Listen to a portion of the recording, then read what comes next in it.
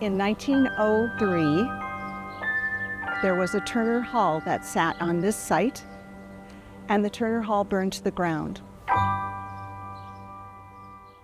Within a very few days, the citizens of Elkader had raised $10,000. They broke ground for the building in April and had the grand opening in November of 1903.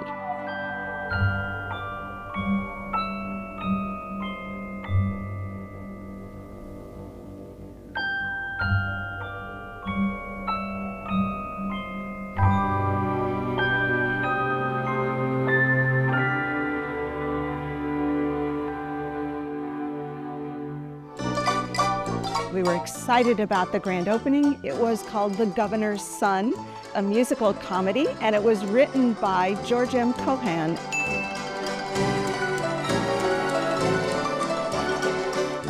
A 100 years later, the community theater group, the Opera House Players, performed the very same show 100 years to the night. And again, The Governor's Son appeared on the stage.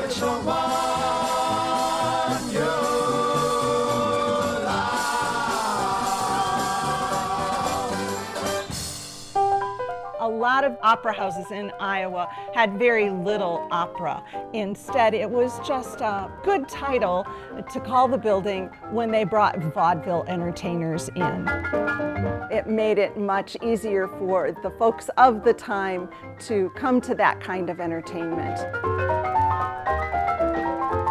This particular building was on what was called a circuit, and so there would be entertainers that would entertain in Chicago and go by train to Minneapolis, and the train at that time went through Elkader, and so the troops would come through Elkader, perform for a night, and move on to another bigger city like Des Moines or Omaha. The building was built privately, and the owners found out quite soon that they couldn't turn a profit. So in the 1920s, the building became city-owned, and it's been city-owned ever since. It has had a lot of uses. Even at one point in time, there was wrestling, but it has been pretty well maintained through its whole life. Most of the changes to the building were done to the lobby area. That all happened in the 1940s. Because it became city-owned, they needed a place for their fire trucks. So they knocked out the front part of the building and parked fire trucks in what is now our lobby. The community theater group has been lucky to call this place home, and they have been taking care of the building. But they also realized that they were in need of some renovating. The lobby needed some work. We needed handicap accessibility. Restrooms needed some work. And we started in 99, 2000 in preparation for the building's 100th birthday. The seats are not entirely original, but many parts are original. The backs are exact duplicates to what were the original seats. When we were looking for a seating company, there was a gentleman that came in and looked at the metal piece that's on the end of the seats, and he said, "My company put these in originally." And it was American Seating Company out of Grand Rapids, Michigan. And so they sent us a prototype, and we took their prototype to a local farm welder who developed a piece which allowed us to use all of the metal work that's beautifully decorated on the back of the seat and all the original arms. We found this oleo rolled up in the attic of the building, and we knew that it was very valuable, and it's from 1914. And there are still descendants whose names appear on that live in our community to this day. The building is on the National Historic Register. When it opened, it was called the Crown Jewel of Main Street, and I still think it is. But a town of 1,300 can't begin to support it solely, and we have created quite the draw from a surrounding area for our community theater group, and then we try to bring in a variety of outside entertainment. We have people that drive from Minneapolis, we have people that drive from Chicago to see productions, so we're very proud of our theater.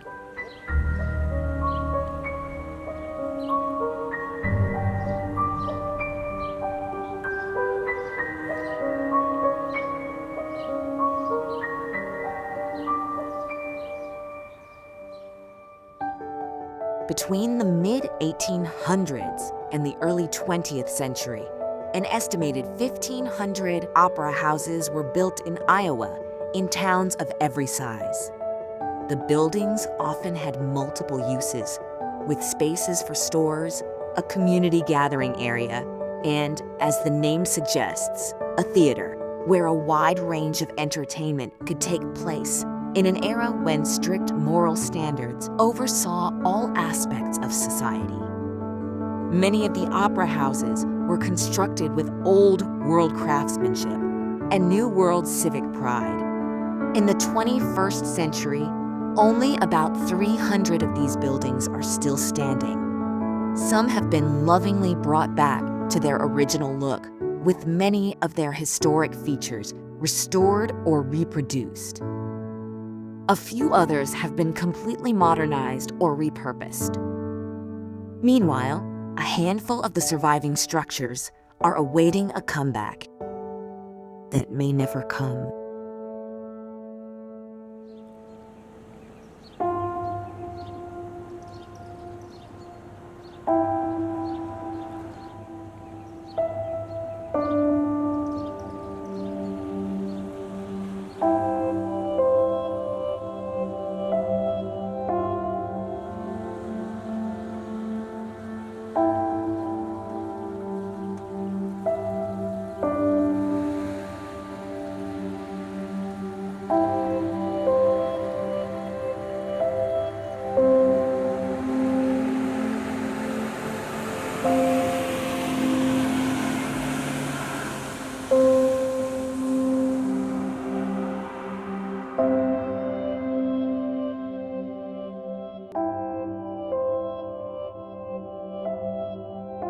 David McAfee came to town to work on the Rock Island Railroad.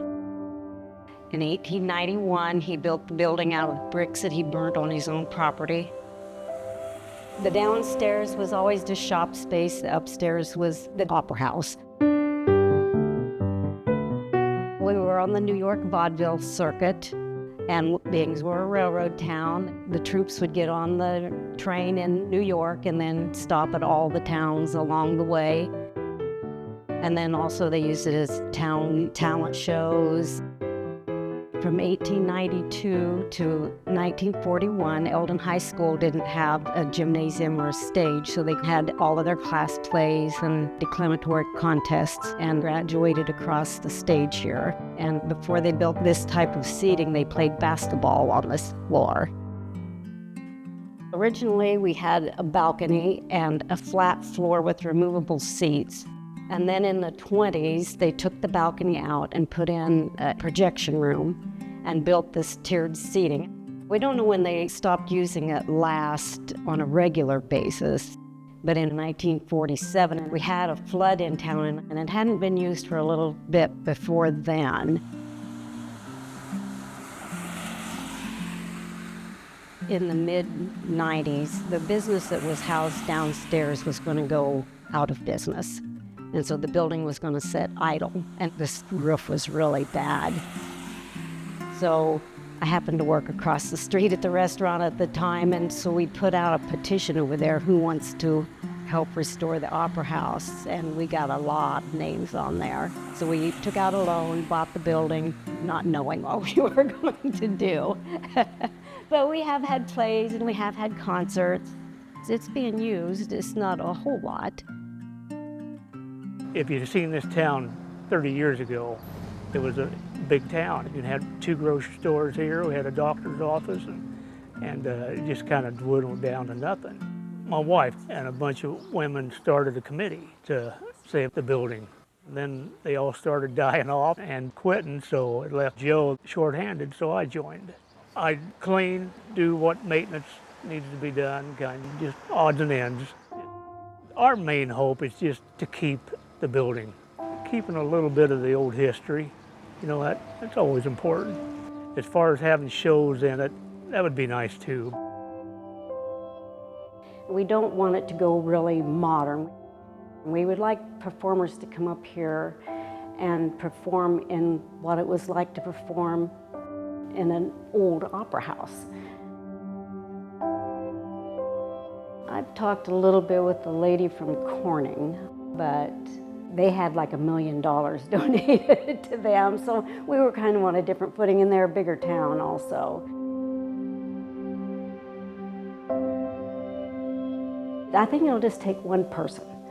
One person, gets interested and picks it up.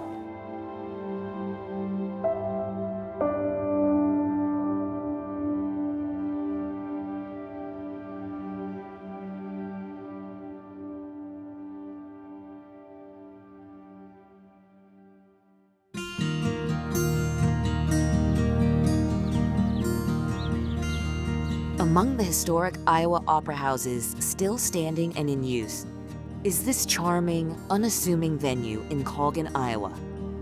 Built in 1915, the Opera House endured as a live performance theater into the 1940s when it was converted into a movie house.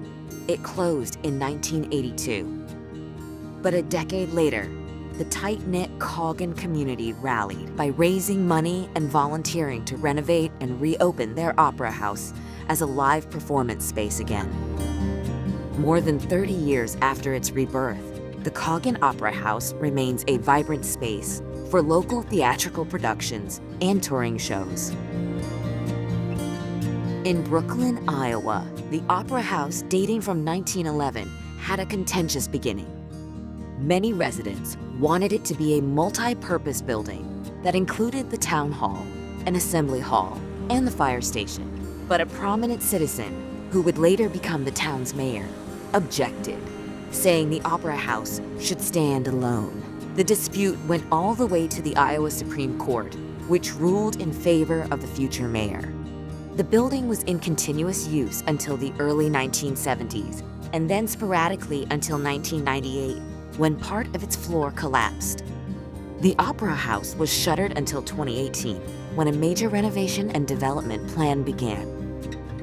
The more than $3 million project, funded by state and national grants and private donations, turned the Opera House into a state-of-the-art 240-seat venue, restoring the historic building to its original purpose.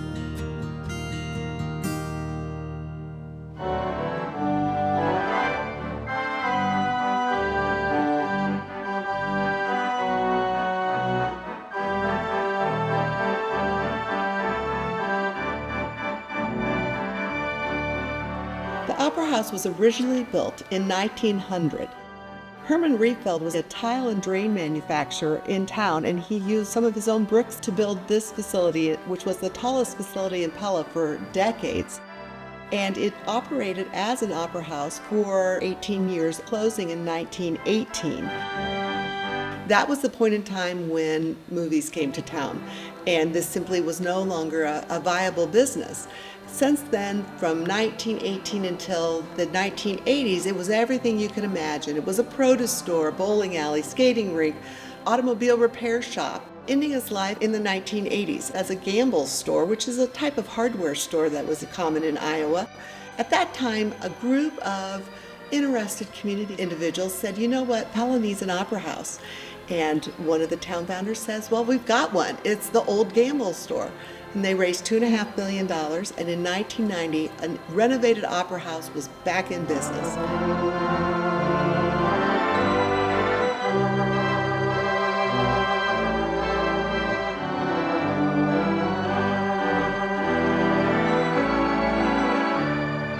We never had a theater organ originally. This organ actually came in the early 1990s, and this organ is a 1928 Barton Theater organ, and it was originally found in a barn near Milwaukee, Wisconsin. It is a beautiful instrument, and been utilizing a company out of Chicago to do some wonderful work in getting the pipes straightened and tuned, and so it's wonderful to have that kind of instrument in this kind of space.